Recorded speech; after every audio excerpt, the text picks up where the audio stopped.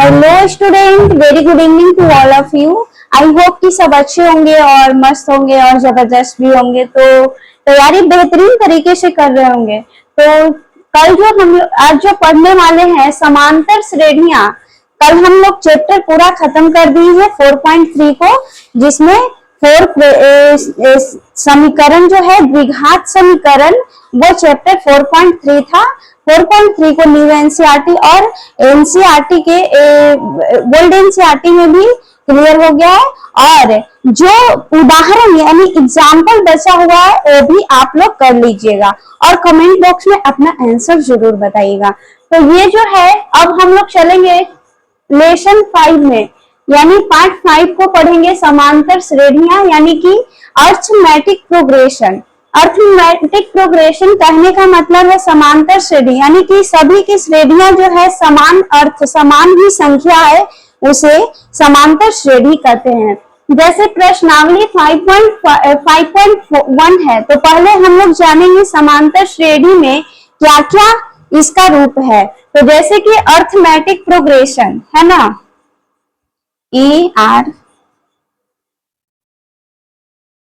Arithmetic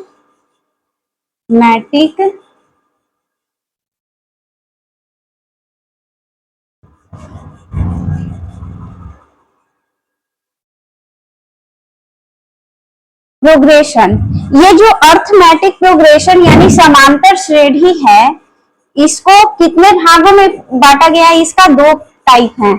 इसके कितने type हैं? 2 टाइप हैं। कौन कौन है? फाइनाइट और इनफाइनाइट।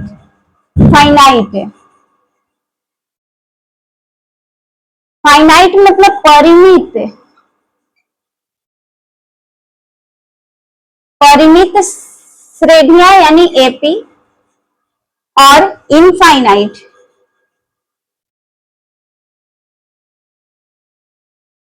यानी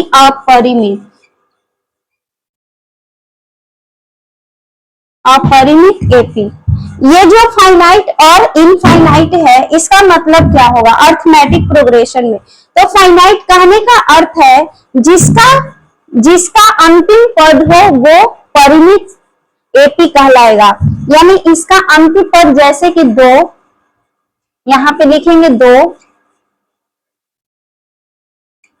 4, 6, 8 और 10, है ना। इसका अंतिम पद कितना है? 10। और जैसे कि और देखते हैं एग्जाम्पल में 4, 8, 12 40। यानी कि हम लोग क्या देख रहे हैं, जिसका अंतिम पद हो वो क्या फाइनाइट एपी कहलाएगा, यानी परिमित श्रेणियां कहलाएगी। और जिसका अंतिम पद ना हो जैसे कि इनफाइनाइट, इसको लिखेंगे 2, 4, 6, 8, इसका कोई भी अंतिम पद नहीं है, ये डॉट डॉट तक बढ़ते जाएगा। यानी कि इसका nवां पद, संख्याएं कितनी होगी? अनंत होगी, इसका कोई अंतिम पद नहीं होगा इनफाइनाइट का। और फाइनाइट का क्या है? फाइनाइट का है हाँ, इसका कोई अंतिम पद होगा, तो इसका अंतिम पद है तो ये फाइनाइट है और ये इनफाइनाइट है। तो इस प्रकार अर्थमेटिक प्रोग्रेशन का ये 2 पार्ट है। अब इससे आगे पढ़ेंगे। तो इससे आगे है, जैसे कि यहाँ पे देखिए, हम लोग प्रथम पद को क्या बोलते हैं? प्रथम पद। इसमें प्रथम पद आता है और दूसरा पद आता है, तीसरा पद ऐसे ऐसे करके आता है। तो प्रथम पद को ए या A1 कहते हैं, है ना। A1, प्रथम पद को A1 और दूसरा पद को, ऐसे ही संख्याएं कहां तक बढ़ती जाएगी? और अंत तक। तो अंत तक जो सार्व अंतर बोलते हैं, सार्व अंतर पद, इसको क्या बोला जाएगा? डी। इसको क्या बोला जाएगा? डी। अब इसमें पूछा जाएगा कि एनवा पद, तो एन पद को क्या बोलेंगे? एनवा पद को क्या बोलेंगे? एन, है ना। एन बराबर एनवा पद। इस प्रकार से हमारी परिमित संख्या यानी समांतर श्रेणी और समांतर श्रेणी अर्थमेटिक प्रोग्रेशन का ये कुछ महत्वपूर्ण सी टॉपिक है जिसमें ये इंक्लूड होता है। तो प्रथम पद को जानने के, जैसे कि यहाँ इनफाइनाइट और फाइनाइट और इनफाइनाइट में यही रूल हम लोग को काम करने वाला है। तो एनवा पद को एन कहेंगे और प्रथम पद दूसरा पद, जैसे ए रखे A1 रखे उसी प्रकार A2 A3, सिर्फ सारवंतर को देखना है कि सारवंतर को डी से डिनोट करेंगे। तो इस प्रकार ये हुआ। जैसे कि कुछ क्वेश्चन आएगा यहाँ पे देखिए, जैसे हम क्वेश्चन लिए एन है ना, तो एन, तो ये एनवा पद हम लोग जानेंगे। तो एन का मान अगर ए 10वां पद निकालने के लिए रहे और ए 20 रहे, ए 40 रहे, मतलब कुछ भी संख्या ए का मान कुछ भी नीचे दिया हुआ रहेगा तो एनवा पद ज्ञात करना है। तो एनवा पद ज्ञात करने के लिए हम लोग को एन को देखेंगे। एन को देखने के लिए ए 10 जो है यहाँ पे ए 10 वो ए 10 है यहाँ, तो एन बराबर क्या मानेंगे, एन बराबर 10 मानेंगे। तो हम लोग जानेंगे कि हाँ एनवा पद निकलता है।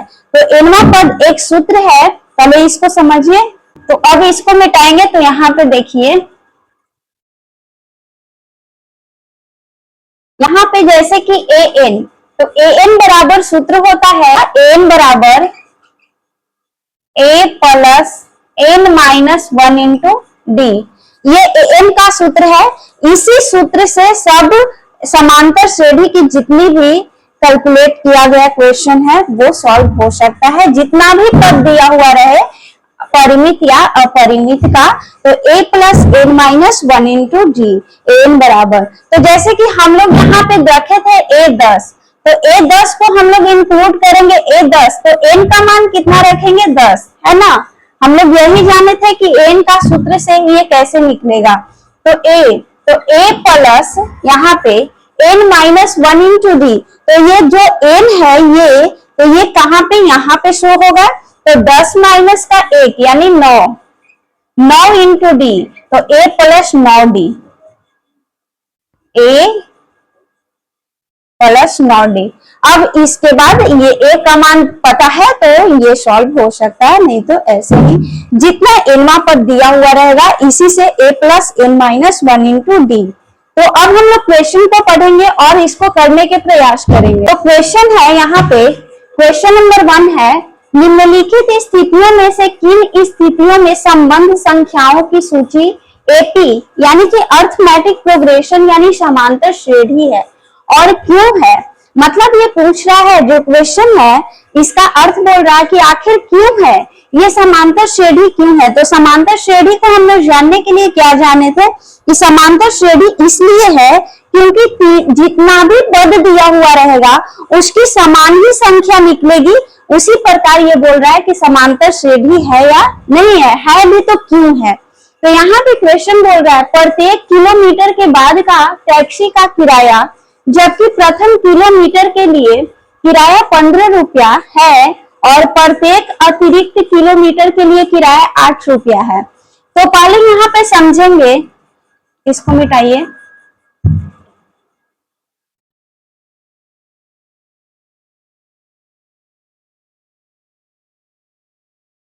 प्रत्येक किलोमीटर मतलब प्रत्येक का किलोमीटर तो बोल रहा है, बाद का टैक्सी का किराया प्रथम किलोमीटर के लिए किराए का कितना है 15 रुपया है, यानी प्रथम किलोमीटर का किराया का दिया हुआ है।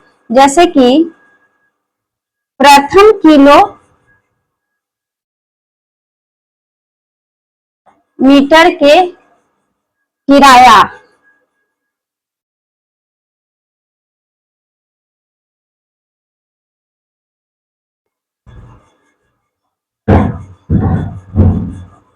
प्रथम किलोमीटर के किराया कितना है टैक्सी का, या ऐसे लिख सकते हैं प्रथम किलोमीटर टैक्सी का किराया है ना कितना है, तो 15 रुपया है, 15 रुपया ये हो गया।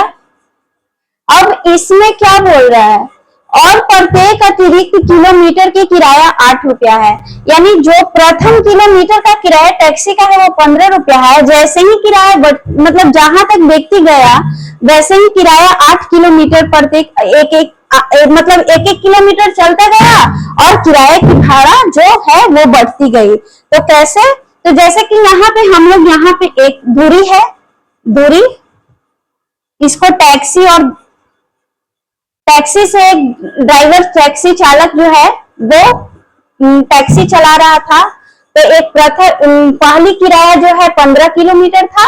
तो जैसे कि यहाँ पे एक्स कोई व्यक्ति है, तो वो वाई की तरफ जा रहा है, मान लेते हैं, है ना, एक्स कोई व्यक्ति है, वाई की तरफ जा रहा है।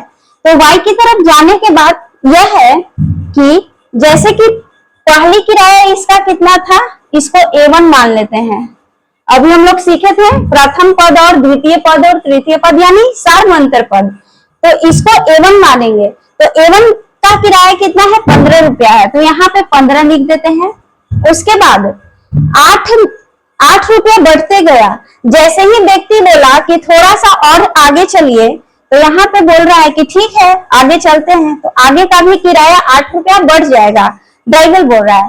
तो ड्राइवर बोला तो आप आगे का किराया जो बढ़ेगा, तो 15 8 कितना हुआ, A2 का किराया कितना हो जाएगा, 15 और 8 प्लस में 8 ऐड करना है 15 में, तो कितना हुआ, 15 8 23। तो व्यक्ति अब कितना चला, 23 किलोमीटर और चला, है ना। अब फिर बोला कि भैया थोड़ा सा और आगे चलिए, तो बोला कि फिर 8 रुपया बढ़ेगा। यानी यहाँ पे क्वेश्चन जैसे है कि प्रत्येक किलोमीटर का किराया, जैसे ही यहाँ पे और A3 निकला, A3 यानी इसमें पद बढ़ते जाएगा, अंतिम पद तक बढ़ते जाएगा। तो जैसे ही यहाँ प्रत्येक किलोमीटर का किराया 8 रुपया था, तो यहाँ पे 23 है, और फिर 8 को इंक्लूड करेंगे तो कितना होगा, 23 और 8 है, 8 3 11 की 1 और 8 2 10, 8 3 11 की 1 और 2 1 3 यानी 31, ये 31 हो गया।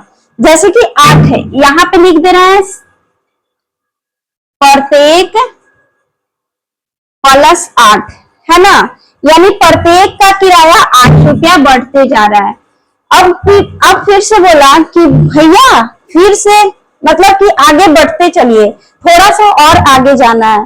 तो फिर वो बोला कि ठीक है कि अगर बढ़िएगा तो किराया बढ़ेगा, 8 रुपये की दर से है। तो यहाँ पे बोला कि ठीक है देता हूं, तो A4 बढ़ा, यानी कि हम लोग की संख्या A4 तक देखनी है। तो यहाँ पे 31 और 8 कितना हुआ, 8 है 1 9 3 यानी 39, ये हो गया। ऐसे ही दर बढ़ते गया। तो अतः सूची क्या निकली, अतः सूची बराबर क्या है, A1 A2 A3 A4 dot dot, है ना, आगे तक चला जाएगा, ऐसा थोड़ी ना है। तो यहाँ पे देखिए A1 कितना था, 15 23 और 31 39, ये हो गया। तो अब हम लोग सूत्र से देखेंगे, क्या याद किए थे, यहाँ पे सूत्र होता है, सूत्र से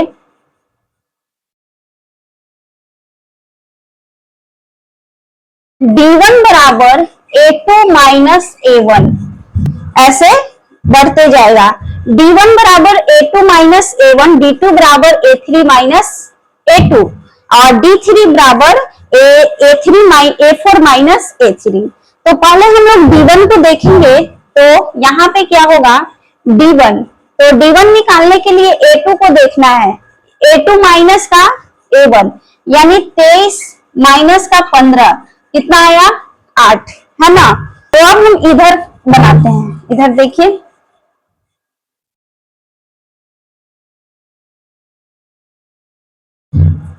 अब D2 बराबर, तो D2 बराबर A3 माइनस का A2, A3 माइनस का A2, A3 कितना है, 31 माइनस का 23, 31 माइनस का 23 बराबर का 8। अब D3 निकालना है, तो D3 निकालने के लिए A4 माइनस का A3, तो A4 कितना है, 39 और माइनस का 31 बराबर का कितना हुआ, 8। तो इस प्रकार आप लोग देखिए कि इसका भी मान 8 हो गया और इसका भी मान 8 हो गया और इसका भी मान 8 हो गया। यानी हम लोग एपी में यही देखेंगे कि सभी का समांतर मान हो। तो यहाँ पे क्या लिखेंगे, चूंकि D1 बराबर D2 बराबर D3 है ना, यानी तीनों का मान सेम था, तो इसलिए क्या है, यह जो सूची बना, इसलिए यह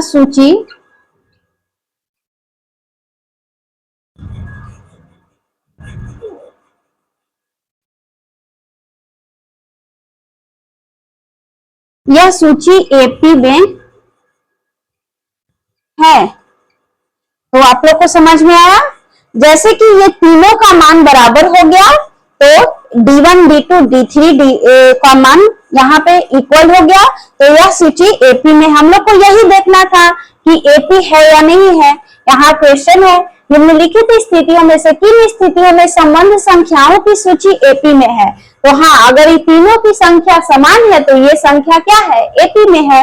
तो आज का क्लास यहीं पे समाप्त होगा और आई होप कि आप लोग को ये क्वेश्चन बहुत अच्छे से क्वेश्चन 1 किए हैं और ये समांतर श्रेणी आप लोग के एग्जाम में ऑब्जेक्टिव क्वेश्चन भी जरूर पूछेगा। इस प्रकार इसका सूत्र भी पूछेगा, जो आप लोग an बराबर a प्लस a माइनस का 1 इंटू डी, आप लोग ये सब सारवंतर पद और प्रथम पद ये सब अभ्यास करने का और याद करने का प्रयास करिएगा। तो आज क्लास यहीं पे समाप्त होता है। आई होप कि वीडियो आप लोग को अच्छा लगा होगा। वीडियो अच्छा लगे तो वीडियो को लाइक करके चैनल को सब्सक्राइब कर लीजिएगा। तब तक के लिए मिलते हैं नेक्स्ट वीडियो में। ठीक है, थैंक यू फॉर वॉचिंग।